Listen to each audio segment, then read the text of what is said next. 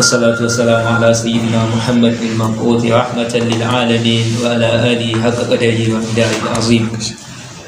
إلهنا نزرة لطف تجعلنا بها في دائرة عنايتك، ونفعة أنس ترفعنا بها إلى سماء حفظك ورعايتك، وعطفة نور تعصمنا بها والمنتمين إلينا من زور الجائرين ومكر الماكرين وظلم الظالمين ونفقة الحسرة الغادرين وطغيان البغاة المتربصين وشماتة الأعداء الطائلين ومن شر الخلائق أجمعين.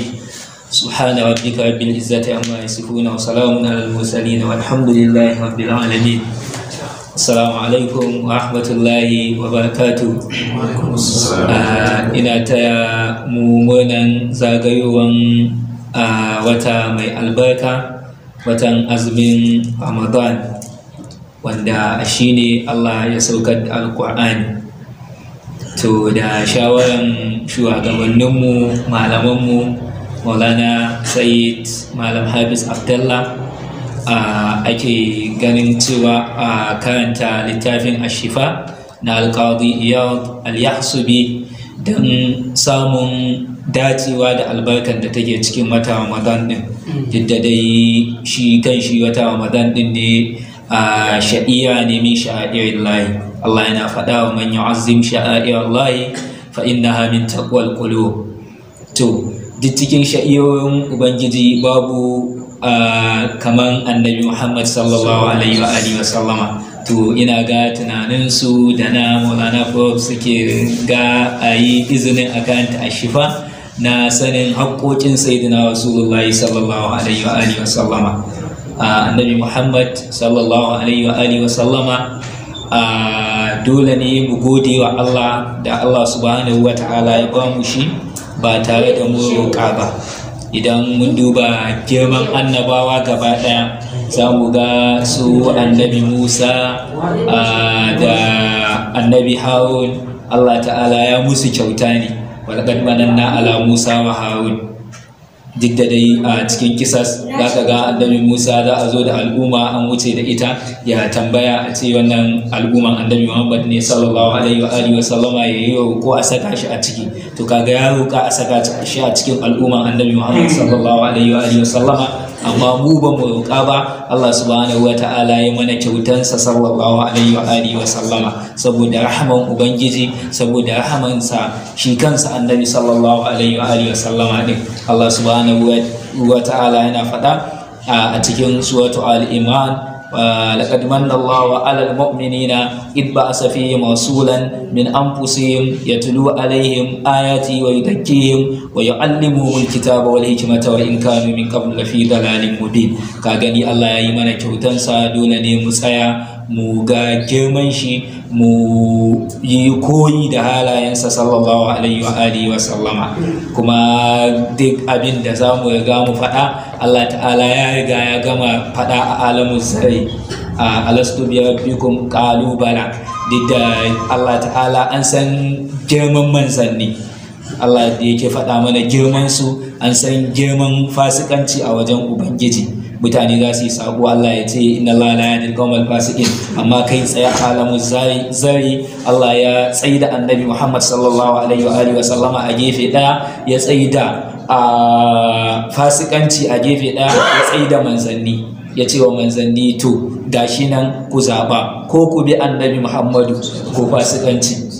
Ko wa in akazallahu misaqan nabiyina lama ataitukum min kitabin wa hikmatin thumma ja'akum rasulun musaddiqun lima ma'akum la tu'minunna bihi wa la tansurunnahu qala aqartum wa akhadhtum ala dhalikum isri qalu aqrana qala fashhadu wa ana ma'akum minash shahidin. To duk an gama wannan mitin din, an yi alƙawari, to sai Allah ya kafa wani sharadi, ya ce to faman tawalla ba'da dhalika fa'ula'ika humul fasiqun. Duk wanda ya juya wa wannan alƙawarin baya, to yana daga cikin fasikai. To haƙƙin mai littafi ne, kamar yadda su Ibn Daqiq al-Eid suke faɗa, wajibi ne idan an ɗauki littafin mutum za a karanta sai an ɗan faɗi duk za tarihiyan shi, an ɗan yi tarihin shi ko ya yake. Al-Qadi Iyad, idan aka ce wane ne Al-Qadi Iyad, kawai za a ce mai Ashifa. To ya yi littattafai da yawa. An haife shi a garin Sabta, hijira tana 476. ya yi wafati ko ya yi shahada. Duk da wani ya fito wanda yana neman a kira shi annabi, shi alƙadi Iyad ya iya goya mai baya, to ya kashe shi a hijira tana a 544. Allah ya tattata mashi rahma. Wanda alƙadi Iyad din nan koya aka karanta abu haddace shi yake yi. A wani ɗalibinsa yana faɗa, salamu iyadan wa huwa yahlumu anhumu wa zulmu inda al'alamina qadimu ja'alu makana ra'i ainan fismi kai yaktumu fa innahu ma'lumu. Kaga sun zalunce shi, sun sa iyad suke ce mashi alƙadi Iyad, amma sunan shi Riyad saboda Riyadan duk abin da ya zo mashi yana haddace shi ne a kansa. To wannan alƙadi Iyad kenan. Shi abin da ya a cikin ashifa ɗin nan ya ɗauki ayoyin da wasu suke ɗauka wanda ba su da ƙarfin imani, ko mustashriqun wanda suke ɗauka suke sukan annabi sallallahu alaihi wa sallama, suke dogara da su ai Allah ma ya soke shi, kamar yadda annabi sallallahu alaihi wa sallama ya yi wa usabadin din nan ko afuwa, ko ake ganin annabi sallallahu alaihi wasallama ya yi istihadi, astaghfirullah, ya yi kuskure, ko a wasu suke ta faɗa a wannan zamanin, amma saboda rashin fahimtar su da kaifin kwakwalwansu ba su kalli inda Allah yake faɗa afallah wa anka, kamar ƙara maka lafiya ya Rasulullah, ya Allah ya ce an yabe maka lima azinta lahum, me yasa kai musu izini? To irin waɗannan ayoyin Allah shi alƙadi Iyad afwan ya ɗauka da sauran hadisai da ake ta ijma a kansu, ya ɗauka ya yi bayani akan girman annabi Muhammad sallallahu alaihi wa sallama. Kuma mun samu kalibobinsa a wannan zamani irin su Malam Hafiz gashi nan suna ta ɗaukan ƙasa'id, zaka gani ilimi ne a ciki. Wasu suna gani ana yin ta kasida da Hausa kamar mutum da kanshi shi yake haɗa. Wallahi da zaka ɗauki diwani shehu radiyallahu anhu ka ɗauki, ba wai dan Malam Hafiz yana kusa da ni bane, ina yawan gaya wasu Malam Mahmud, zaka ɗauka ka haɗa shi da waƙoƙin da sai zaka ga kamar yana komawa cikin diwanin ne. Kuma na yi yaƙinin ba wai kofowa suke wai su mai da shi da Hausa, a'a kawai dai baiwa ne na Allah. Dama Allah inna Allah ta'ala ya ba'athu ala ra'si kulli mi'ati sanatin man yujaddidu li hadhihi al-ummati amradina. To su Malam Hafiz insha Allah wannan tajdidin na yaban sayyidina Rasulullah sallallahu alaihi wa sallama muna fatan ya zama a hannunsu yake. To wannan kenan kaɗan daga cikin tarihin alƙadi Iyad. Ya yi muƙaddima wanda ba ni ganin mu karanta ta, za mu fara karantawa daga babin, duk da an makara ba a fara karatun da wuri ba, lokaci ya yi kamar 9:45 ɗin gaskiya a yi min magana saboda yanayin nisa da muke da shi da kuma yanayin al'umma da kawai dai soyayyen sayyidina Rasulullahi sallallahu alaihi wa sallama da yasa suka zauna suke sauraron abin da ake karantawa. Allah ya sa mu samu makwabtakan annabi sallallahu alaihi wa sallama aljanna. Allah ya sa sayyidina Rasulullahi sallallahu alaihi wa sallama mu zama qurratu ayn gare shi saboda girman matsayinsa sallallahu alaihi wa sallam. Al-Qadi Iyad ya fara da albabul awwal, babi na farko, fi sana'illahi ta'ala alaihi wa izhari azimi qadrihi ladayhi, cikin yaban Allah ta'ala da yayi wa annabi Muhammad sallallahu alaihi wa sallama. Malamai da yawa suna gani duk yaban da aka yi wa annabi sallallahu alaihi wa sallama, idan ka dauki ayan wa innaka la ala khuluqin azimin, duk ta tattare komai a ciki, ko da kuma bayyana girman kadarin sayyidina Rasulullahi sallallahu alaihi wa sallama. A wannan bani ya faɗa ilam anna fi kitabillahi al-aziz ayatin kasiyatan mubsihatan bi jamil dhikril mustafa sallallahu alaihi wa sallama. Ka sani ya kai mai sauraro ko mai karanta littafin, lallai a cikin littafin Ubangiji akwai ayoyi da yawa wanda masu fasaha ne ayoyin, ba kawai fasahan ƙato za a yi musu ba, fasahan temi irin masu karatun wa'azin kasuwa ba irinsa ba. Idan aka ɗauke su za a ɗauki ma'anoni da yawa na fito da girman annabi sallallahu alaihi wa sallam, wanda in ka ɗauki alƙur'ani gaba ɗaya duk aya idan ka duba za ka ga tana bayani ne a cikin girman annabi Muhammad sallallahu alaihi wa alihi wa sallama. Za ka gani ana wani abokin mu haka dai abokin ilimi ana ta cewa jayo yayi yawa a duniya, sai muka ce to ai tun kafin a aiko annabi Muhammad sallallahu alaihi wa alihi wa sallama jayo yayi tun annabawan baya. Ga irin al'umma annabi Shu'aibu nan, qalu ya Shu'aibu ma naqau kafiyan mimma taqulu wa inna lanaraka fina da'ifan walaula rahduka la jamnaka wama anta alaina bi azizin. Ai kai ba wani babba bane ba, yanda ma ɗan mutanen nan naka da tuni mun jefe ka. To annabi Muhammad da yazo kaga duk tsayin ayan nan sai ɗan magana kaɗan, la is'ada fil islami, a cikin hadisin al-Imam an-Nasa'i wanda Ibn Abbas ya rawaita. To duk aya idan ka ɗauka za ka ga girman annabi Muhammad sallallahu alaihi wa sallama da mu'jizanta, ba'addi mahasinihi, da kidayo kyautuwansa sallallahu alaihi wa sallama. Annabi yana koya mana ka haɗu ma da ɗan uwanka kai masa murmushi sadaka ne ko shi. Annabi sallallahu alaihi wa sallama ta wa'anda suka munana masa kyautata musu yake yi ko a gani irin su Abu Sufyan astaghfirullah, kaga aiko shi suka yi daga garinsa kuma suka biyo shi suke yaƙansa sallallahu alaihi wa sallama. Amma da aka yi ganiman bayan aka raba duka sai ya ban masu ko fakam akayin kan min qanatir mawatan wa habta alal a'da'i wal kullu yafaru. Garke zai kalla ya ce wani an baka wani an baka, fada Aba Sufyana ni atana qatin wani umana tasara min man taqawa. Duk mahasin ne na Annabi sallallahu alaihi wa alihi wa sallama, da yanayin sifan jikinsa da yanayin ɗabi'unsa, alkhuluqul hasan din shi sallallahu alaihi wa sallama. Wani kisa da na taba ji a maulidi, ban taba jin sa ba, ina ga sai a wajen Maulana ko a wajen wane ne, da Annabi sallallahu alaihi wa sallama saboda girman sa sallallahu alaihi wa sallama lokacin da aka yi fatu Makka ta an sani an shawo gumaka, wasu suna kan Ka'aba ya ce sayyidina Ali ya ko da sayyidina Ali ya sai ya ji dama ya so sai ya shawo taurayen sama. To Annabi sallallahu alaihi wa sallama ba daidai yake da kowa ba. Wata azimi kadiri da girman, wata azimi amri da girman al'amarinsa sallallahu alaihi wa sallama. I'tamadna minha alama da ma'anahu, mun dogara ga cikin wa'annan ayoyi abin da ya bayyana daga cikin ma'anonanta, ba za a kutsa can sosai ba saboda kada a yi itna a cikin bayanin da zai yi. Wa bana bahwahu, da kuma bayyana adan wayannan ayoyin da suka zami wa annabi sallallahu alaihi wa sallam.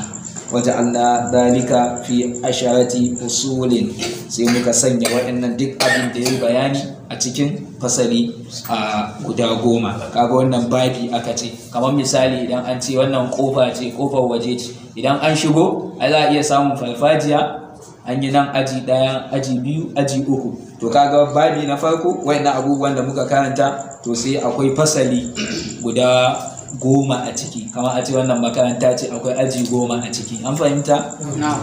Alfaslul awwal fima ja'a min dalika maji'il madi wa thana'i wa tidadul mahasin. A cikin fasali na farko abin da ya zo na wannan yaban annabi Muhammad sallallahu alaihi wa sallama da kuma kidayoyin mahasin ɗinsa sallallahu alaihi wa sallama. Ka ƙauli ta'ala, kaman faɗinsa Ubangiji maɗaukakin sarki, laqad ja'akum rasulun min anfusikum, haƙiƙa manzo ya zo maku daga cikinku, min anfusikum. Idan aka ce min anfusikum a wani ƙira'an zai zama daga cikin zaɓaɓɓunku, an gama zaɓe ku sai aka daɗa zaɓo shi a ciki sallallahu alaihi wa sallama. Qala as-Samarqandi wa qara'a ba'dhum min anfusikum bi fathil fa'i wa qira'atul jumhur bil dam min anfusikum. Jumhur suka tafi kaga shi wannan yayi shi zuzi. Qala al-faqih al-qadi Abu al-Fadl wa faqahu Allah ta'ala, a'lama Allah ta'ala al-mu'minina aw al-araba, Allah ya sanar da mu'minai ko kuma larabawa, aw ala makkata ko yan garin Makka, kawai da ya ce laqad ja'akum rasulun, wannan umumi ne, ba bayyana magana ce mujmala. Al-mujmalul muhtaju lil bayan. A usulul fiqh akwai wani abu da ake kira mujmal, kamar wal mutallaqatu yatarabbasna li anfusihinna salasata qur'in.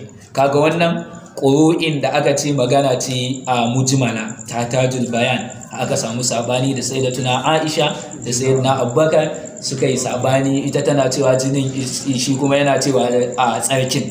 Kaga magana ce mujmala. To laqad ja'akum dinnan kaga mujmal ne, ba sani ba larabawa ne ko kuma mutanen makkan ne ko kuma mu'minai ake nufi, duk wannan ba a san ko suwa ake nufi ba. Au jami'an nasi ko kuma gaba ɗayan mutane ake nufi. Alattilafil mufassirin, a bisa sabanin malaman tafsiri, min al-muwajahi bi hadha al-khitab, daga wannan fuskantar wannan kitab din laqad ja'akum rasulun min anfusikum. Kaga ai larabawa Allah ya aiko wa sayyidina rasulullahi sallallahu alaihi wasallama a cikin su, to idan su ake nufi to su tsaya su saurara, idan mutane ne gaba ɗaya ba to su ma su tsaya su saurara. Laqad ja'akum, idan mu'minai ne kaga ba a buƙatan a ce laqad ja'akum, saboda ai sun tabbata manzan ya zo masa, sun yarda da shi. Amma idan larabawa ne ba su sani ba, sai an ce laqad ja'akum, wallahi haƙiƙa lamun din nan lamul qasmi kada da kashe shi, ga babu kuma maganan wai ba musulmi bane ba. tauki na ashakka qalbahu wa huwa yaqulu, to duk zaka ka tsaga zuciyan shi yana faɗa la ilaha illallah, ka gani ya tabbatar ƙarya yake yi da ya'rifuna da haka annabi Muhammad sallallahu alaihi wasallam ko da yaushe wadan shigo da al'umma yake, wadan shigo da musulmi gaba ɗaya yake cikin rahman ubangiji, ba kawai kowa yake yi ba da mu kada ya shigo a cikin ba da yake ba sallallahu alaihi wasallam. saboda ne ta iya yiwa matar da kuka aura za ta iya zuwa wani wajen ta yi ciki ta zo ta kawo ɗan ba mu sani ba, kuma dole mu karɓa mu ce ɗauka. Amma annabi Muhammad sallallahu alaihi wa sallama a cikin wannan wata ko a tawa mun karanta yanayin gashin sa, mun karanta shekarun da zai yi a Madina, mun karanta shekarun da zai yi a Makka, mun karanta ‘ya'yansa gaba ɗaya ga yakokin da zai je duka adadi sosai. Amma ‘ya'yansu ba su san da za su mutu ba, ba su san da za su yi rashin lafiya ba. Amma har gashin annabi sallallahu alaihi wa sallam to shi alci ne Allah ta'ala ya ce masu a alladina ya'rifuna kama ya'rifuna abna'ahu. To wannan kenan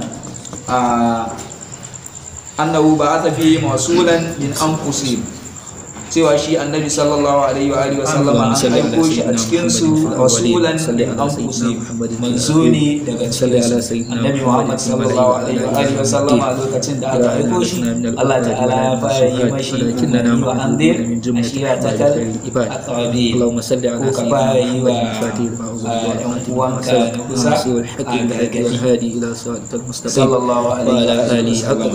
saboda kuma ibda'al man taqulu ko ka fara ko zakka ne ko sadaka ne a ce gaba wanda kake daukan nauyinsa, to shine ake cewa annabi Muhammad sallallahu alaihi wa sallama ya fara yi wa yan uwansa gargadi. Dan mene? Kada ya fita waje ya fara yi a fara zarginsa da cewa ai yan gidansa ma ba su sani ba, saboda yana boyewa ne, ba abun alkhairi bane ba. An gane ma'anan cewa ya fara yi wa yan waje gargadin.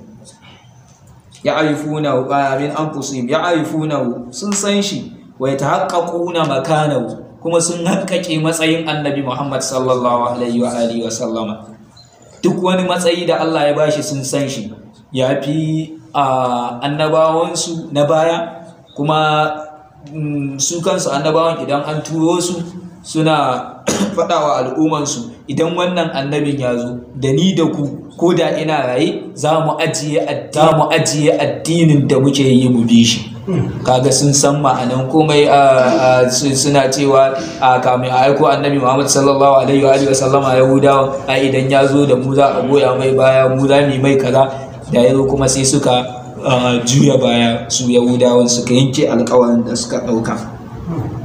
wa ya'lamuna sidqahu, sun san gaskiyan annabi Muhammad sallallahu alaihi wa sallama su yahudawan. Shi yasa duk abin da Allah zai faɗa na al'ummatan baya su gashi yahudawan annabi Muhammad sallallahu alaihi wa sallama ba su kashe annabawa ba, an sani ko, amma da Allah ya tashi yin magana laqad sami Allahu qawlan ladina qalu inna Allaha faqirun wa nahnu agniya sanaktubu ma qalu wa qatlahumul anbiya kaga ai su basu kashe annabawa ba ko mutanen annabi Muhammad yahudawan basu kashe ba, amma saboda sun tabbatar wa'annan da suka yi a bayan su sun yi daidai, sai Allah ya ce laqad sami Allahu qawlan ladina qalu inna Allaha faqirun wa nahnu agniya sanaktubu ma qalu wa qatlahumul anbiya, sai aka hada su a cikin wa'anda suka yi da laifin kashe wannan annabawan, duk da sun san abin kamar wanda ya laifi ne ya take ko an fahimta. Kamar wani ya yi laifi ka ringa goya mai baya ai kaza daidai yayi, ka san ga gaskiya, to Allah yana saka mutum ne, dama ai shi Allah yana kallo ne zuwa ga zuciya da niyya da ita yake yin aiki. wa amanatahu da amanan annabi Muhammad sallallahu alaihi wa sallama. Manzo Allah sallallahu alaihi wa sallama tun yana irin shekara 35 ko sabanin dai malamai shekaru da haka, su larabawan da kansu suka sa masa Muhammadul Amin, amma kuma da aka aiko shi sai suka ga fara cewa su gaskiya ban san shi da wannan a hakan ba sallallahu alaihi wa sallama, saboda amana annabi Muhammad sallallahu alaihi wa sallama.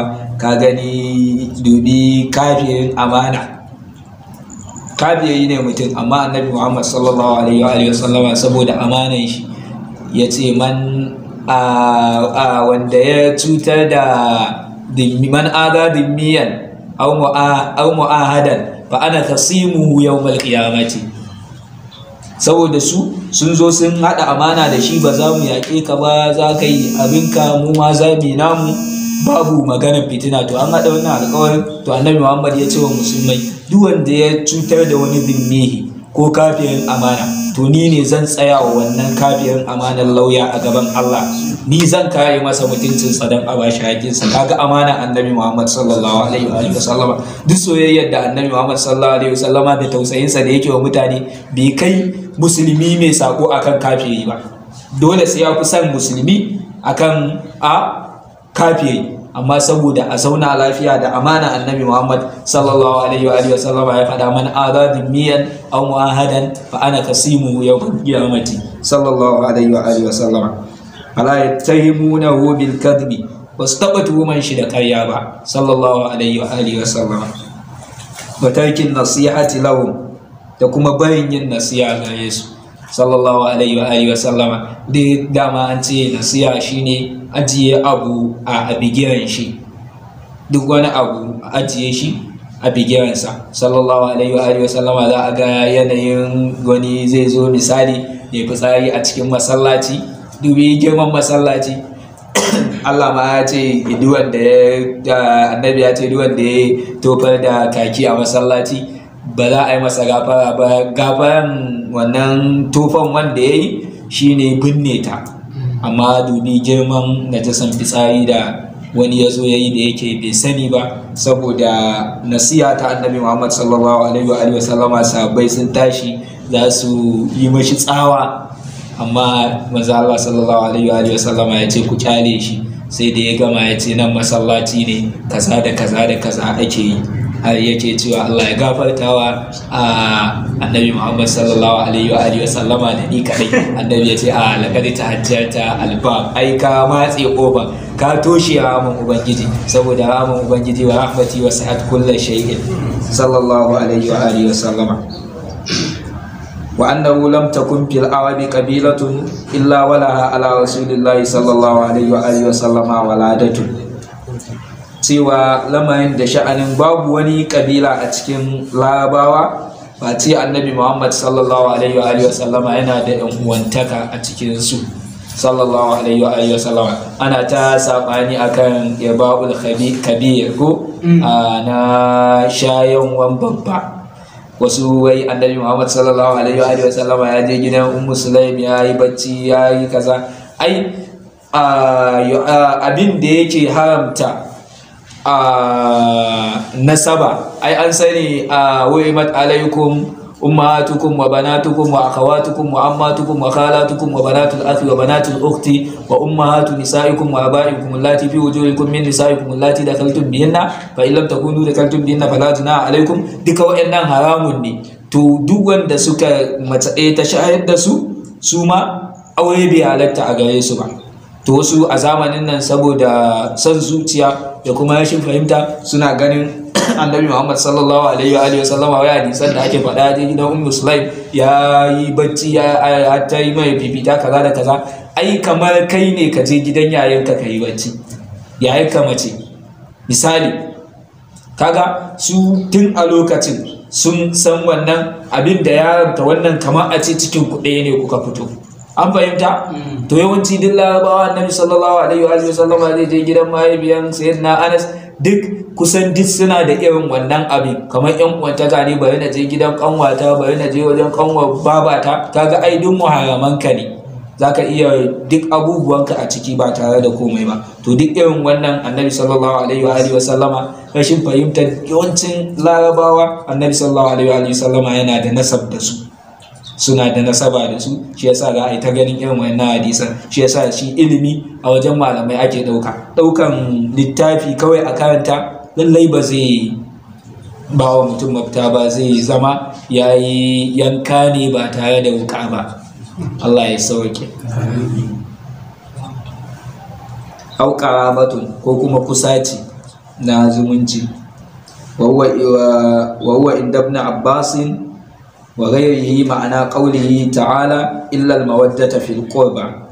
A wajen ibn Abbas da waninsa shine ma'anar illa al-mawaddata fil qurba, laqad ja'akum rasulun min anfusikum illa al-mawaddata fil qurba. An fahimta? Wa kauni sallallahu alaihi wa alihi wa sallama min ashrafihim, da kasancewan annabi Muhammad sallallahu alaihi wa alihi wa sallama daga cikin mafifitansu. Duk girmanka a cikin larabawa baka kai girman annabi Muhammad sallallahu alaihi wa alihi wasallama. Su kansu wanda suke kinsa an san su Abu Jahil su ne manya a cikin larabawa, ga kuɗi ana cewa har da kyau, amma idan sun ware junan su kira suke mu kawai ba fa yadda ne ba mu yi da wannan abin da aka aiko wannan bawan Allah ba, kawai mu hasada muke yi mashi. Su kansu wanda sun fi kowa din cewa suke yi ba wai ba su yadda ya fi su din ba, a'a kawai dai hassada muke yi masa sallallahu alaihi wa alihi wa sallama. Shi yasa annabi Muhammad sallallahu alaihi wa alihi wa sallama komai idan ya tunkare shi koyi shi yake. Idan dukiya kake ji da ita sallallahu alaihi wa alihi wa sallama shi koyi kudin yake yi gaba daya. Tunda kake duk duniya wajen karni 20 baka taba jin wanda ya dauki tirela guda 300 ya ba mutum daya ba, ka taba ji? Ko tirela 20? To annabi Muhammad sallallahu alaihi wa alihi wasallama yake ta kyautarsa take sallallahu alaihi wa alihi wasallama. Idan kuma talauci kake ji ma'ana babu a zahiri, shi annabi baya babu a zahiri, sai dai a baɗini. Wasu haƙi suna cewa in dai har Allah akwai a wajen shi to annabi ma haka yake ko? In dai Allah akwai a wajen shi wallahu al-mu'ti wa ana al-qasim. Idan Allah yayi budget annabi Muhammad sallallahu alaihi wa alihi wasallama ne mai rabawa, to Allah baya babu. Idan ka tabbata annabi Muhammad Allah baya babu, algani ne, to annabi Muhammad sallallahu alaihi wa alihi wasallama baya babu. Amma saboda a koya mana duk abin da annabi Muhammad sallallahu alaihi wa alihi wasallama ya tinkara koyi shi yake yi, ba babu bace ba.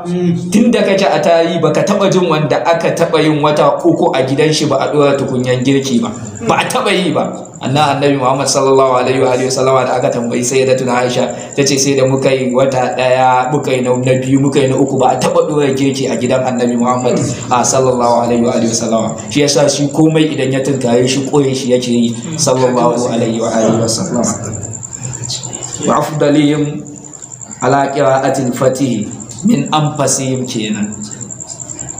Hazihi nihayatul madi, wannan shine koyewan yabo. Min anfasihim, an gama yayewa a zo ungo duka a yayo kyawawa gaba daya, sai a fito da wanda ya fi kowa kyau. kada ma a sake a zo da wani mummuna ko guda ɗaya ne duka a tattaro masu kyautu. Annabi Muhammad sallallahu alaihi wa sallam ya fi kyauta sallallahu alaihi wa sallam. Sun wasafa ba da ausafin hamidatin, sannan ya sifanta shi bayan sifofi ababen yabo asna alaihi bi mahamida kafiratin, ya yabe shi ya yabo a gare shi da mahamid. Menene mahamid? Da dai yawa, ababen yabo masu yawa sallallahu alaihi wa sallam. Min hirsi ala hidayati, na daga kwaɗayinsa bisa shiryansu sallallahu alaihi wa sallama, saboda su shiryu. Wani ya zo ya yi zina, ya zo yake gaya annabi Muhammad, kawai ya kau da kai, ya daɗa dawowa ta ɓarayin nan ya gaya mai na yi zina, ya daɗa kau da kai, ya dawo ta bayan shi ya gaya mai, ya daɗa kau da kai, ya ce kai ka daina dawo mu ne, an ɗayan ku ya je ya yi laifi, ku daina gaya mun, ba kai da Allah bane, kuma Allah mai yafewa ne. Saboda ya shiryar da su, ba kawai dan a kashe bane ba, kamar yanzu yace malaman wa'azinmu na zamanin nan yan zamani, kawai wani yayi laifi dan wuta ne a kashe shi. Kawai annabi Muhammad ko da yaushe shi bude ramin ubangiji yake yi.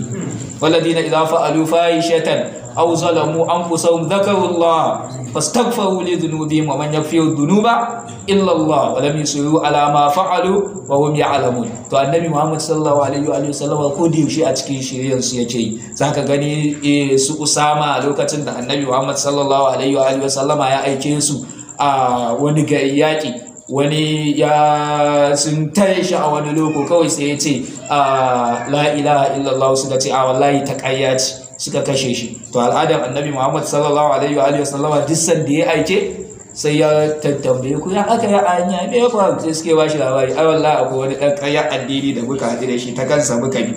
Ya ce ashaqat qalbahu, ka tsaga zuciyarsa kaga ƙarya yake yi a la ilaha illallah din shi. Mutum ya ce la ilaha illallah ko ƙarya yake, ba ka da daman kashe shi, babu maganan wai ba musulmi bane ba. Ashaqaqta qalbahu wa huwa yaquluha, ka tsaga zuciyar shi yana faɗan la ilaha illallah, ka gani ya tabbata ƙarya yake yi din ne. To dan haka annabi Muhammad sallallahu alaihi wasallam ko da yaushe kwaɗayin shigo da al'umma yake, kwaɗayin shigo da musulmi gaba ɗaya yake yi cikin rahaman ubangiji, ba kawai kora yake yi ba wani mu ka daina shigowa cikin ba haka yake ba sallallahu alaihi wa sallam. Allah ya ba mu albarkacin a wannan wata, kuma ya tabbatar da mu har izuwa mu zo kataman yin wannan babban littafi na alqadiyyat. Allah ya saka wa malamanmu da alkhairi, Allah ya ƙara haɗa kan musulmi. Duk abin da yake damun mu na rashin tsaro da talauci da yake damun al'umma, Allah ya yi masu, Allah ya yi mana, saboda annabi Muhammad sallallahu alaihi wa sallam. Sallu ala nabiyil karim. Salli ala sayyidina Muhammadin fil awwalin, wa salli ala sayyidina Muhammadin fil akhirin, wa salli ala sayyidina Muhammadin fil mala'il a'la ila yawmiddin. إلهنا لسنا من العباد ولا من الزهاد، ولكننا معدودون من جملة أحباب خير العباد. اللهم صل على سيدنا محمد الفاتح لما أغلق والخاتم لما سبق، ناصر الحق بالحق والهادي إلى صراطك المستقيم، وعلى آله حق قدره ومقداره العظيم. سبحان ربك رب العزة عما يصفون، وسلام على المرسلين، والحمد لله رب العالمين.